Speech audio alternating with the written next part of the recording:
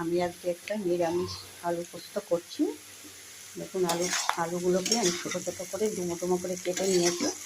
কেটে এগুলোকে ধুয়ে তারপরে আমি সর্ষের তেলের মধ্যে কালো জিরে ফোড়ন দিয়েছি। দিয়ে আলুগুলো দিয়ে একটু ভাজা ভাজা হতে সামান্য একটু হলুদ আর নুন পরিমাণ মতন দিয়ে আমি এটাকে এখনও ভাজা ভাজা করে যাচ্ছি। এটা ঝরঝরে আলু পোস্ত হবে, নিরামিষ ঝরঝরে আলু পোস্ত। আমি পোস্ত নিয়েছি, এখানে 4 চামচের 6 চামচ আছে। আর এখানে যে লঙ্কা নিয়েছি 6টা আছে।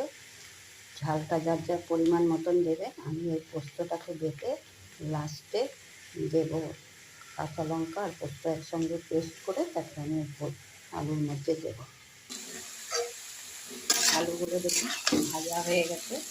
এর মধ্যে আমি 1 চামচ চিনি দিয়েছি।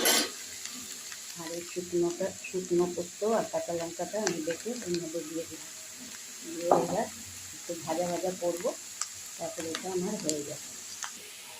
দেখুন আমার এই আলু পোস্তটা হয়ে গেছে। এটাতে কিন্তু আমি 1 ফোঁটাও জল দিইনি, এটা এমনি হলো জল ছাড়াই।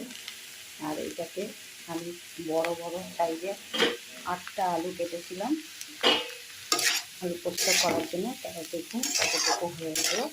যখন আমি বসিয়েছিলাম এরকম এক করা ছিল এখানে এটা ভাজতে এরকম হয়ে গেছে একদম কম।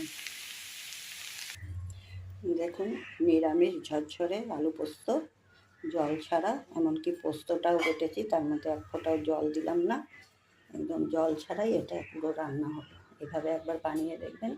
আলু পোস্তটা খেতে কিন্তু খুবই টেস্ট হয়। একবার বানালে বারবার বানাবেন।